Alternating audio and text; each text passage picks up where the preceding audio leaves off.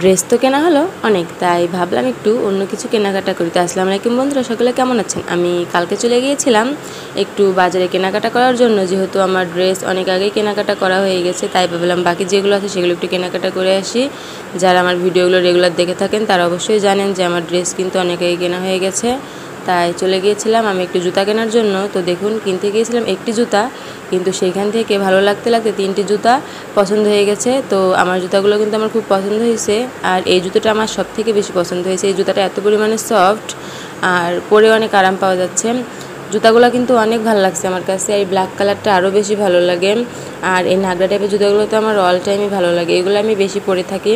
তো জুতাগুলো কিন্তু অনেক সুন্দর হয়েছে, আর এগুলো আমার ভীষণ পছন্দ। শুধু কিন্তু আমি জুতাই কিনিনি, আমি এর সাথে একটি হিজাব কিনেছি। হিজাবটা কিন্তু অনেক সুন্দর, মানে নতুন বের হয়েছে হিজাবগুলো কিন্তু দেখতেও সুন্দর লাগতেছে। কালারফুল একটি হিজাব, অনেক ভালো লাগছে আমার দেখতে হিজাবটা। তো আমি কিন্তু আরও অনেক কিছু কিনেছি, এর সাথে একটি লকেট কিনেছি।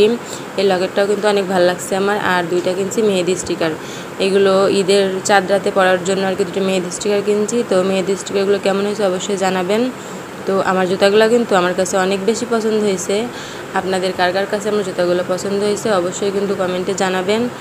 আর কার কার ঈদের শপিং করা আছে সেটাও কিন্তু কমেন্টে জানাবেন। আর আমার জুতাগুলো যদি ভালো লেগে থাকে সেটা কিন্তু অবশ্যই জানিয়ে দেবেন।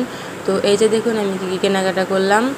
তো আমার ভিডিওটি কেমন হয়েছে অবশ্যই কিন্তু কমেন্টে জানাবেন। আর আমার ভিডিওটি ভালো লাগলে অবশ্যই লাইক, কমেন্ট এবং শেয়ার করে দেবেন। আল্লাহ হাফেজ বন্ধুরা, সবাই ভালো থাকবেন।